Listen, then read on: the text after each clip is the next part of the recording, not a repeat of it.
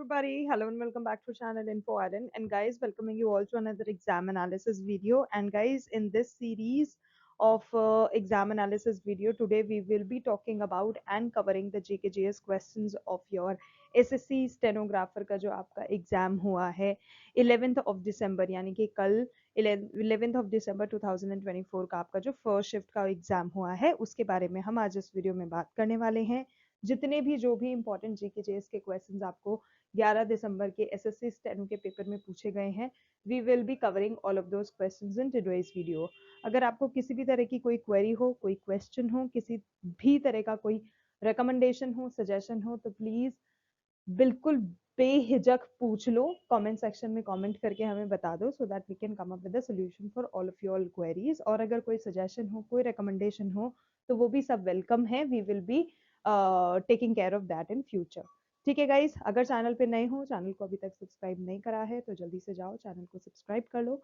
Notification bell icon को hit करना बिल्कुल मत भूलना, because that is the only way we can connect with each other. And जब भी हम किसी न्यू वीडियो के साथ आएंगे आपको उसका नोटिफिकेशन तुरंत से मिल जाएगा। ठीक है, इसके अलावा एसएससी के और भी जो एग्जाम हुए हैं उसके एग्जाम एनालिसिस अगर आपको देखने हैं तो they all are available on the channel. ठीक है, देख लेना, आपकी काफी ज्यादा हेल्प हो जाएगी। B it in any case, आपने एग्जाम दिया है तब भी देखो, नहीं दिया है तब भी देखो, बिकॉज ये जो जीके के क्वेश्चंस होते हैं ना गाइस, ये आपकी प्रिपरेशन को एक लेवल बूस्ट ही करेंगे। आप चाहे किसी भी एग्जाम की तैयारी कर रहे हो, आप जब गवर्नमेंट एग्जाम की तैयारी करते हो ना, तो GK is the first thing that comes almost in every competitive exam. तो अगर वो आपने अच्छे से कर ली ना, तो आपका काफी सारे मार्क्स तो सिक्योर हो जाएंगे। तो उसके लिए आपके लिए जरूरी है सारे एग्जाम एनालिसिस वीडियोस जो हैं उनके वीडियोस को देख के अच्छे से क्वेश्चंस को प्रिपेयर कर लो। उससे ये भी आपको पता चलता है कि भाई एसएससी का क्या ट्रेंड रहा है इस बार, किस तरह का पैटर्न रहा है, किस तरह के एग्जाम में क्वेश्चंस पूछे गए हैं। तो वो आपको हेल्प करेगा इन ऑर्डर टू कि आपको इस तरह से प्रिपेयर करना है अपने एग्जामिनेशन के लिए। ठीक है, so that's all about it. अब जल्दी से देख लेते हैं क्वेश्चंस। नेक्स्ट क्वेश्चन आर्टिकल 24 से रिलेटेड है। आर्टिकल 24 किस चीज को बताता है ये आपसे पूछा गया था। तो गाइज आर्टिकल 24 जो है it is a part of the universal declaration of human rights. ठीक है, ह्यूमन राइट्स जो है उसको वो बताता है यूनिवर्सली कहाँ कहाँ क्या क्या एक्सेप्टेबल है और क्या क्या चीजें आप कर सकते हैं as a human, as a citizen of the nation. ठीक है, ये चीज बताता है, ये चीज स्टेट करता है that everyone has the right to rest and leisure, obviously including reasonable limitation of working hours and periodic holidays with pay. Okay, ये सारी चीज आपके आर्टिकल 24 में आती है। Article 24 also appears in the convention on the rights of the child।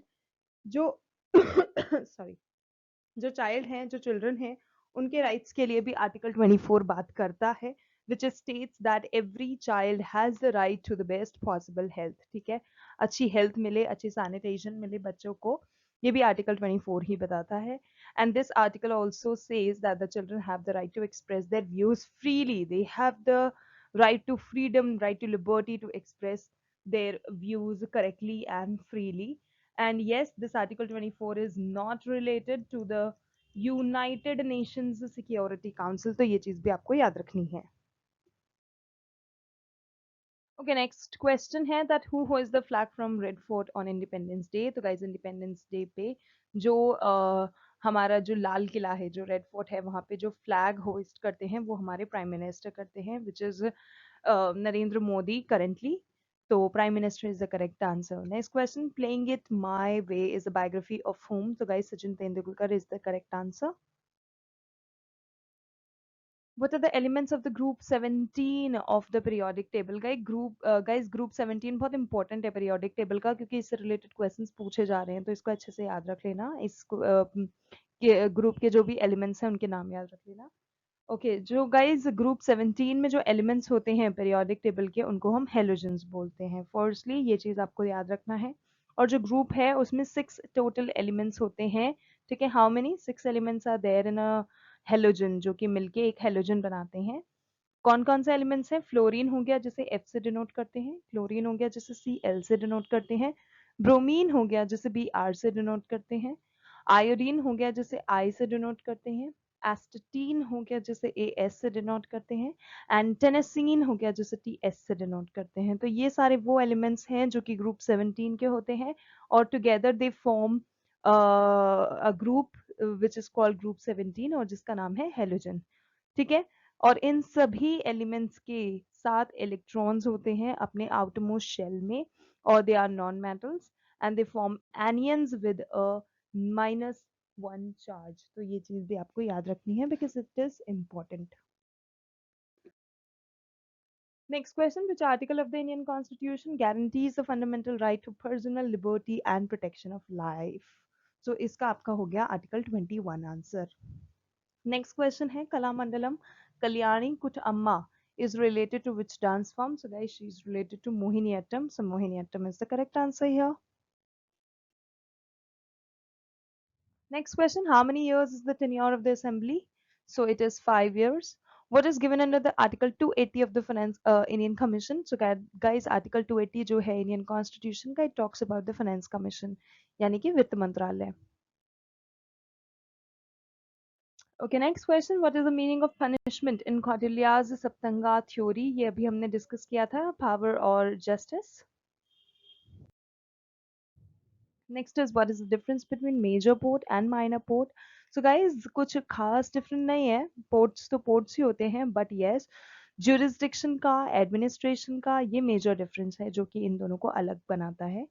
जो difference है इस मेजर और माइनर पोर्ट का, वो साइज का या कार्गो का नहीं है। ठीक है, तो ये चीज आप ध्यान में रखना कि ऐसा नहीं है कि बड़े जो हैं, जो साइज ले जा रहे हैं वो मेजर हो गए, ऐसा कुछ भी नहीं है, but it is of jurisdiction and administration. जो मेजर पोर्ट्स होते हैं they comes under central government. ठीक है, सेंट्रल गवर्नमेंट उनको ऑथराइज करता है, उनको मॉनिटर करता है, सारा चीजें सेंट्रल गवर्नमेंट देखता है और उनको मैनेज करता है। और जो यूनियन शिपिंग मिनिस्ट्री है वो उसको मैनेज करती है, which comes under the central government. इसके अलावा जो माइनर पोर्ट्स हैं these are under state government. ठीक है, तो मेजर डिफरेंस यही है, one is owned by the central government, other one is owned by the state government. और जो स्टेट वाले होते हैं, जो माइनर पोर्ट्स होते हैं, they are manage by other relevant departments. ठीक है। ओके गाइज, नेक्स्ट क्वेश्चन है, who is the present governor of Bihar? So guys, जो प्रेजेंट गवर्नर हैं बिहार के वो हैं Rajendra Vishwanath Arlekar. So Rajendra Vishwanath Arlekar is the correct answer. Next is, which of the following are not used as food preservatives? तो इसमें आपको guys cane sugar है, उसको फूड प्रिजर्वेटिव एज यूज नहीं किया जाता है। What is the walkway of devotees used to pay homage to the stupa in Buddhist architecture? So उसको मेधी बोला जाता है, MEDHI. Next is, Pandit Ram Narayan is associated with music, which musical instrument? तो guys, जो पंडित राम नारायण है वो सारंगी से related है।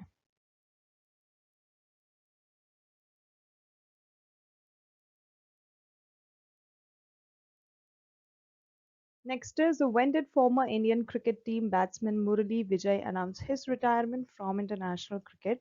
So 30th of January 2023 is the date जब उन्होंने अपना retirement announce किया।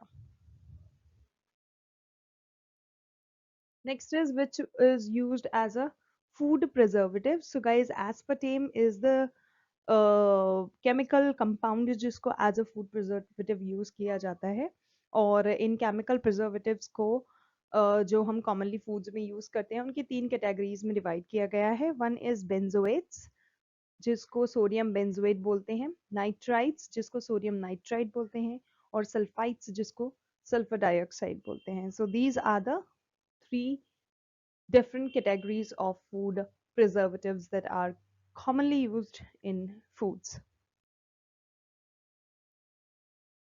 Okay, next question. What was the original objective of the 5th and 6th 5-year plan? So guys, जो 5th और जो 6th आपका 5-year plan आया था उसके कुछ major objectives थे, जिसमें poverty reduction, एम्प्लॉयमेंट अपॉर्चुनिटीज बढ़ाना, ये तो मेन और कॉमन ऑब्जेक्टिव थे ही। उसके अलावा क्या थे, let's discuss that out.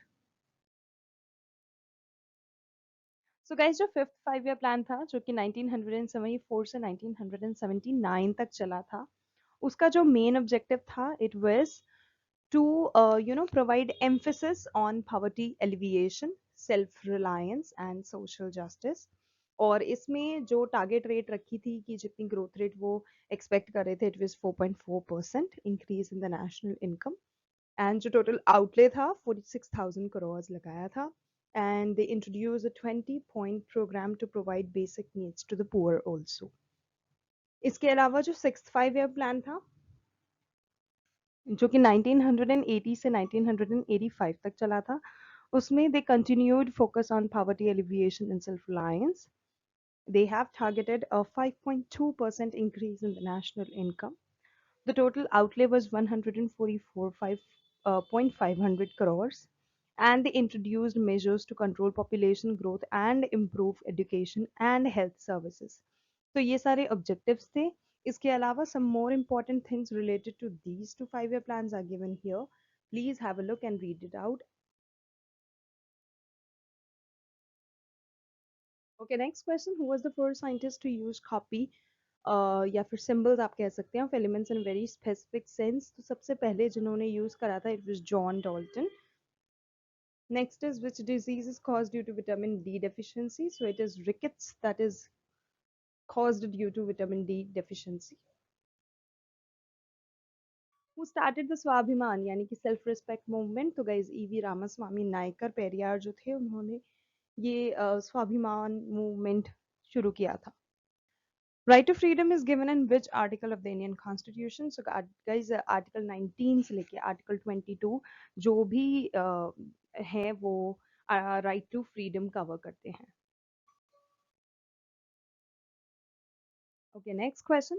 When did RBI introduce lead bank scheme यानी कि LBS जो है? So guys, Reserve Bank of India ने 1969 में इन LBS को introduce करा था for the very first time. LBS as in the lead bank schemes जो कि RBI लेकर आया था और उसने उस समय में उसको introduce किया था. So 1969 guys.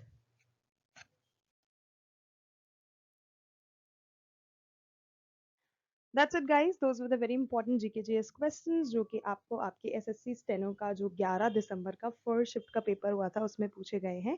अगर आपको वीडियो अच्छा लगा, इन्फॉर्मेटिव लगा, and if you want us to bring such more of such videos, then don't forget to like, share and subscribe to our channel Info Island. और बने रहिएगा इसी तरह से हमारे चैनल पे and spread more and more love, likes, etc etc. And also अपने दोस्तों, यारों, परिवारजनों में भी वीडियो को स्प्रेड कर देना सो दैट उनका भी काफ़ी भला हो जाए. एंड यस, बस आज के लिए इतना ही. Thank you so much for watching. Thank you so much for your time. We will see you in our next video.